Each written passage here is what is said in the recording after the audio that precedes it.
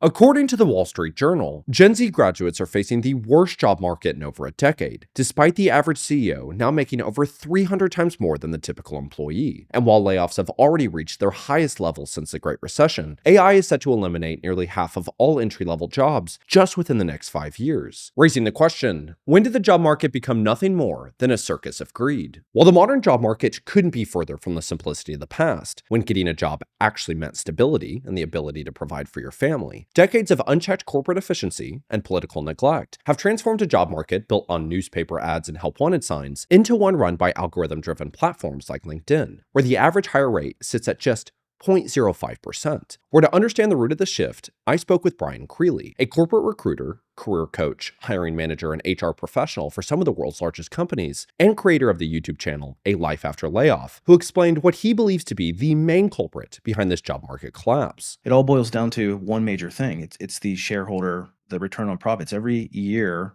these companies have to report earnings. Corporations are typically owned by shareholders who want an increasing.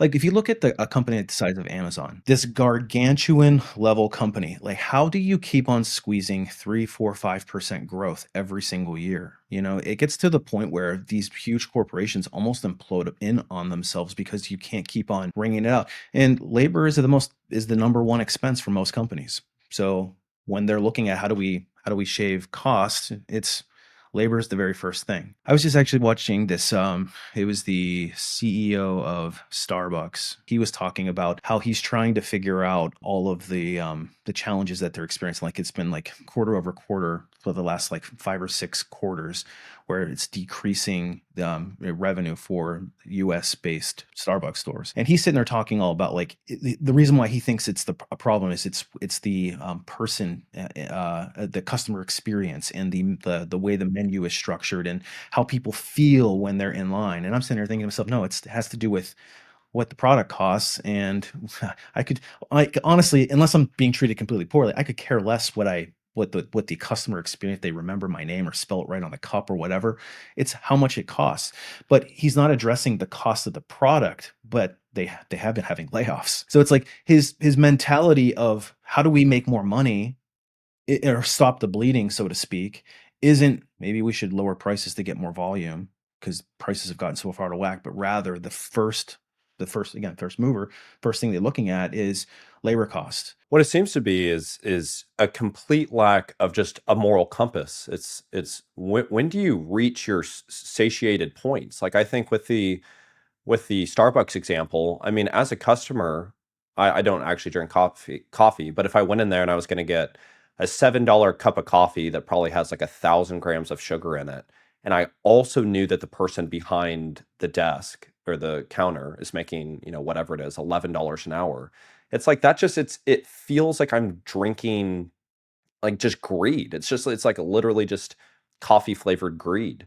And it's like when you think about these CEOs and it's like, are they having to deal with the shareholders or what it is? It's like at the end of the day, if your job's on the line, but you're making $25 million a year or whatever it is, it's like, isn't that enough already to now have a backbone to say, hey, we're not going to do this anymore? Yeah, and it like really quickly, I just did a quick search on the Starbucks. It's like it's worse than it sounds. Even with the Starbucks CEO, he was awarded back in January of 2025, was awarded 96 million in his first 4 months on the job. His salary has made 9,646 times the average salary of a full-time Starbucks employee. Like, when is enough enough? And I'm not a socialist, by the way. I believe in capitalism. I believe in the ability to earn and provide value and find your own niche and be able to monetize it, like you've been doing very successfully yourself. But at the end of the day, like, when is enough enough? When is $100 million or 9,500 times your, like, how does a board of directors look at that and say, this guy's driving 9,500 times. We should keep him and not these 9,500 people. Like, he's more valuable to us than them. Like, couldn't you find somebody that would be willing to do as good a job from some business school somewhere that you could pay $1 million, $2 million, $5 million? That's a damn good salary. Like, and then not be enough, but like these $100 million plus compensation packages, and then effectively you can nosedive a corporation in, a year or two and say, well, I tried to do a turnaround, didn't work, sorry, and then, we can replace me, and then they bring in another guy, and there's no, like, they give you a golden parachute to leave. So there's no incentive for, when you're saying, well, is a CEO, is the executive going to be in, like, are they going to suddenly say, like, yeah, we're going to change how we do things, this is just not, like, where's the moral compass come in? I think this is probably a broader brush than I intend to, because I know, not, again, not ever, I hate to use like absolutes, because there are exceptions to everything, and I've worked for some really, really good people in my career, but there are people, there are probably not going to be too many CEOs that are willing to take a pay cut, do the right thing, because to get to that level, I do think that there is a certain, like, profile, like a personality makeup, and a tendency that is, you're more inclined to be a certain way versus another. I'll leave it at that. You kind of fill in the blanks. I recently made a video discussing billionaires, and I said one of the things that I think to become that is you have to sell your soul. I don't think that you can become a Jeff Bezos without having to lose who Jeff Bezos was at some point in his life. I think you have to make the conscious decision, I'm going to abandon this to pursue this. And that doesn't go all the way across the board, because I've had conversations with a guy named Patrick Terry. He owns P. Terry's, which is kind of like the Austin In-N-Out. And one of the things that I noticed is I've met him many times. He's been incredibly kind to my family. The things that he's done has just been, just like specifically for my life, it's actually unbelievable how kind he's been.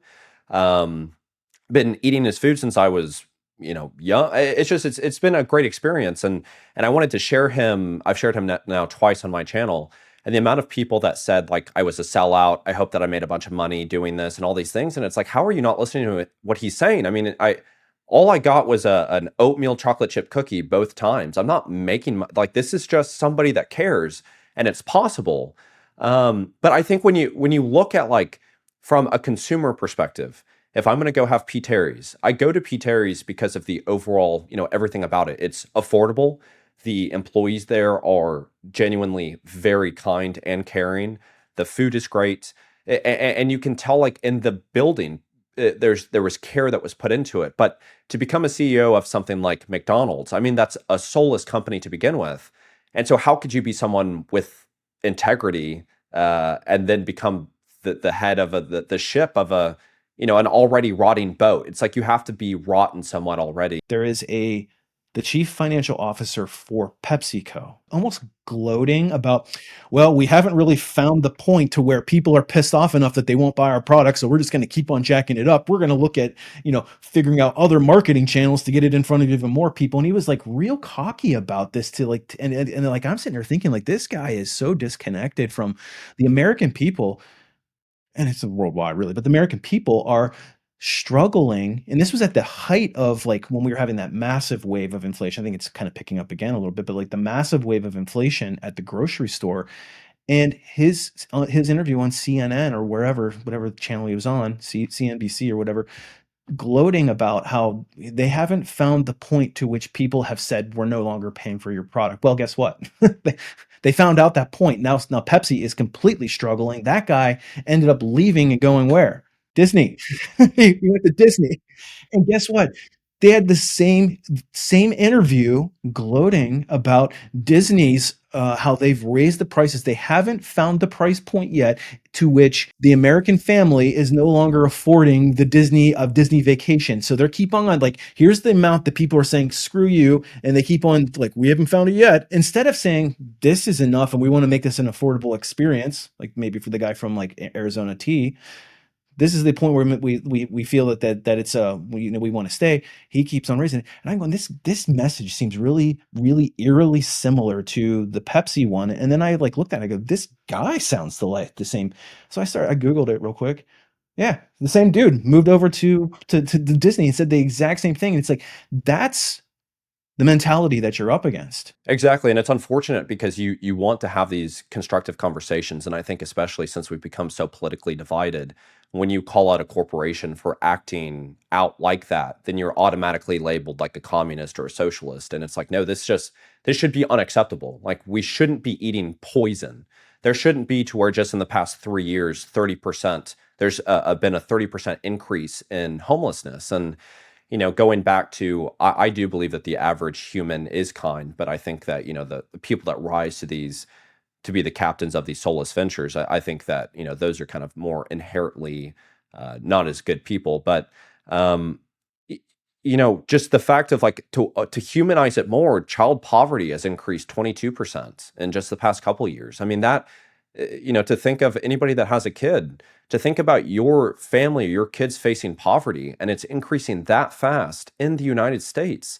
It's unimaginable, and we're not talking about it at all. And I think we're having to ride this fine line between being overly or just positive, negative. But I think now it's being realistic. Like this is the what we're facing now. It is unbelievably stacked against the employee. Yeah, then it's like, okay, cue the AI. Come on. It's like now you got this whole elephant in the room, and like where is the market?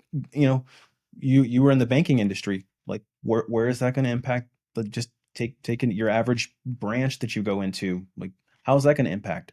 Like a teller, for example. It's going to gut it. And that was one of the reasons that I left too, was because I noticed how we were starting, I say punished, like we weren't getting like punished, but every Friday we would have these discussions of how many people have you taken to the ATM? And I would say, because, same way that I talk on the channel, I would speak with my manager and say, hey, that we're outsourcing our own jobs right now. And they wouldn't be able to comprehend it. And one of the things that I want to say is, when they use the talking point of we're going to make AI more efficient for our employees. When I was there, I started there in 2018, left whatever it was, 5.5 years later, 5 years later. We upgraded from a 2011 like Intel computer or Windows computer or something like that to a 2014. And that was revolutionary for us. And so it's like, you're not actually, you truly don't care about the efficiency because the quality of technology that we're using is already archaic. And the amount of times our systems would crash. And I wasn't working at like we were the fifth most profitable branch in the Austin area for one of the top 3 big banks. So it's like we had money. It wasn't going to us. It wasn't going to the technology. And so I think that that's also important to discuss. Like these PR campaigns that these, companies, government, just people in general use is incredibly efficient because it leverages common sense. But in reality, we talk about how expensive things have gotten from 2020 to now. When I was working at the bank in 2018, everybody was talking about how expensive things had gotten from the 2008 recession to 2018. And the reality is we're in 2 decades of incredibly expensive times. Like even if we go back to 2018, wages still weren't keeping up at that point either. And so it's this landslide that is compounding at a rate that is, I think, unprecedented. I'm concerned about how things are progressing, and especially when you bring in, this AI. It used to be companies would say we're looking at efficiency, we're looking to leverage some tools to help with our employee efficiency, but now companies are starting that tune is starting to shift, and they're coming out very vocally. More and more companies are saying we're investing in AI, and these are roles that I mean, if you pay attention to what's being said, in particular by some of the biggest technology firms. The CEO of NVIDIA was talking about this recently, about how there's going to be positions that will be replaced, and who is going to be left behind. There's going to be a group of people left behind. If a productivity tool comes in that increases productivity by 50% in your organization or in your job type in your company, they're not going to just be 100%, 150% more productive. They're going to need 50% less people. Just some of these talking points of you could say, well, the calculator really changed how, mathematics was done, or the typewriter, or things of that nature. And, it's like when if we make it to 200 years from now, will AI probably be resulting in maybe a more prosperous future? Potentially, I think that could be a possibility. But how many people's lives, livelihoods, future generations is that going to cost? And since we've laid no infrastructure to get to that point of prosperity, what makes me think that when I look back 50 years and I see what we've done, why would I think 50 years from now it actually will be more prosperous? And it's really about saying, yeah, AI could do a lot of good. How long is it going to take to get there, and how many people is that going to be? How what's the cost? Yeah, and it's like I try to provide solutions, which I do feel strongly about the solutions that I have. But it is also like there needs to be a level of realism about like what are people like. There's the idealist, and on some level I have an idealist. It's the solution. I look at it from an idealist, like how would you do it perfectly, and giving them a roadmap to that. But we have to look pragmatically at like what is the actual reality of the we're told, "Oh, the job market's fine. Everything's good. The numbers are great." But it's like, okay, yeah, we may have if you looked at charts, 'cause I look at the charts, so I like to look at the data a lot, and I kinda try to, like, watch the trends, but that doesn't tell the whole story. Like, yeah, like, maybe there is the trends are certainly lower than they were over the last couple of years, but, um the reality is that are we at the lowest amount of open job postings ever? No. Like, it was worse in 2020, but it doesn't feel worse. It doesn't feel better. It doesn't feel it doesn't feel like it is, like, for the average person, they are struggling, and it's like the numbers can be very skewed purposefully, I think, sometimes to paint a certain narrative, but people are struggling. They're not getting high quality jobs. Their jobs are being replaced with fractional work, no benefits. You have to figure out, how to afford that on unemployment, or, maybe making 30% less than you used to. They're not factoring in if it's a 1099, they've got taxes to pay and all that stuff. And the reality is there's just not a lot of career momentum for a lot of people. And especially if you're entering into the workforce right now, it's like, I worry about my kids' future. But we'll continue. We'll continue to start to talk about this, and there'll be continued discussions and potential solutions. This is uncharted territory. We're all collectively learning this together. When I started my channel back in 2020, AI was not a thing. This direction of things was not a thing. It was just like reacting and kind of saying, "Okay, I'm calling it out." And from my perspective, a human resource slash recruiting perspective, that was like the lens I've been looking through. But the market has been changing, and in my life, in my career, I have never seen a bigger, like, we are at the end of an era, like moving into an entirely new era, epoch, time frame, and this is uncharted territory. Like, where we go, like, buckle up. That's all I've got to say about it. So we'll continue to monitor these trends and be talking about them, but this is uncharted territory I'm speaking for myself. This is uncharted territory for me, and I would imagine it's also for you. Oh, I mean, I'm 25, so like 6 years ago, the biggest thing was could you get a victory royale on Fortnite? So this is like I am really, it's thankfully like my foundation is just rooted in history. I have really good parents, and so it's like I feel like I'm kind of able to keep up with like the trends and the trajectories, but it's taking a lot of work for me to be like, wow, this is really not good. And then I speak with my friends, and they look to me because they're like, I can't get a job, and they're very smart, great people, and it's like I'm sorry, I don't know what to tell you. It's like I can explain why you can't, and so what I'm trying to do is just save as much money as I can and try to employ them and other people like that. But it's like, man, it's hard. So absolutely, it's unprecedented, and we'll keep doing or uncharted territory, and we're going to keep doing our best. And thank you again for your time, and I know that we'll speak here soon. Yeah, I'm happy to come on and do these things. Those are fun. I really hope this video was able to provide some value to you. I know that typically this would be the moment where I would summarize the topics that we've discussed in a more vulnerable and authentic and personal way. I truly value and cherish those moments. They're my most favorite parts of the videos. But I really wanted to bring Brian on. I really value his experiences and his perspectives on these issues, the credibility behind his career. What it is that he's stating puts a lot of emphasis on the trajectory that we're facing. And I think it's really important, as I've said in many, many other videos, that we begin having these discussions. But it's important to change the perspective of these discussions. This isn't positive or negative. We're not promoting doom. I think it's being realistic. It's what Walter Cronkite used to say, and that's just the way it is. News used to be a moment to share information to the audience, to the everyday American, to the everyday person, to understand the issues that they are facing and how to be able to potentially overcome them, or at least just have the education or the knowledge to make their own decisions. And unfortunately, we've lost that. But I'm trying to put that back into trying to make that more of a reality. So I'm sorry that it is somewhat negative, but it needs to be discussed.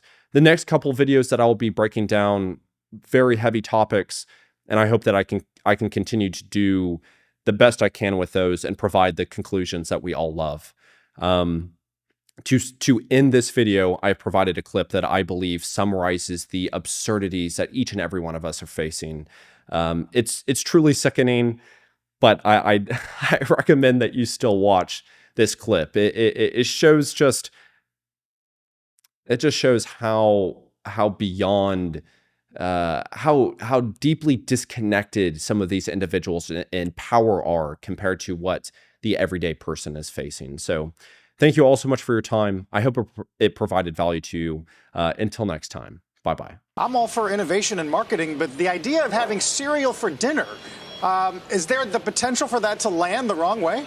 We don't think so. In fact, it's landing really well right now, Carl. When we look at all of our data, of course, we would know that breakfast cereal is the #1 choice for in-home consumption. We understand that for breakfast.